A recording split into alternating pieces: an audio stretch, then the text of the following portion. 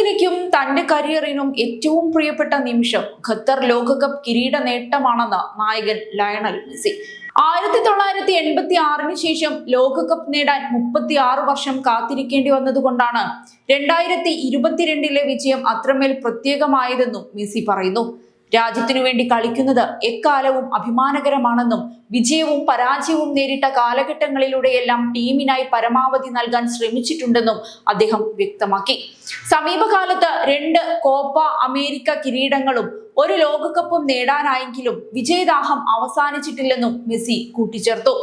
പരിശീലകൻ Lionel സ്കലോണിയെ പ്രശംസിച്ച Messi ഓരോ കളിക്കാരനെയും വ്യക്തിപരമായി മനസ്സിലാക്കി ടീമിനെ മികച്ച രീതിയിൽ രൂപപ്പെടുത്താൻ അദ്ദേഹത്തിന് കഴിഞ്ഞതായും പറഞ്ഞു. കളിക്കാരുമായി അടുത്ത ബന്ധം പുലർത്തുന്ന സ്കലോണിയുടെ നേതൃത്വമാണ് ടീമിന്റെ വിജയങ്ങൾക്ക് കരുത്തായതെന്നും അദ്ദേഹം അഭിപ്രായപ്പെടുന്നുണ്ട്. ഫുട്ബോൾ പരിശീലകരിൽ പെപ് ഗാർഡിയോളയുടെ സംഭാവനയും മെസ്സി എടുത്തു പറയുന്നുണ്ട്.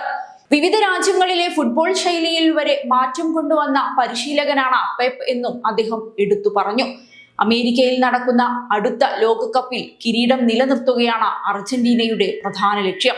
എന്നാൽ നിലവിലെ ചാമ്പ്യന്മാരായതിനാൽ എതിരാളികൾ കൂടുതൽ കരുതലോടെയായിരിക്കും സമീപിക്കുകയെന്ന് മെസ്സി വ്യക്തമാക്കുന്നു. France, Spain, Brazil, Germany, England തുടങ്ങിയ ടീമുകൾ ശക്തമായ വെല്ലുവിളിയാകുമെന്നും അദ്ദേഹം പറഞ്ഞു വെക്കുന്നു. ഖത്തർ ലോകകപ്പിൽ ആദ്യ മത്സരത്തിൽ സൗദി അറേബ്യയോട് തോറ്റപ്പോൾ പോലും ആരാധകർ ടീമിനെ കൈവിട്ടിട്ടില്ലെന്ന് ഓർമ്മിപ്പിച്ച മെസ്സി ഇത്തവണയും ആരാധകരുടെ പിന്തുണ പ്രതീക്ഷിക്കുന്നതായും പറഞ്ഞു.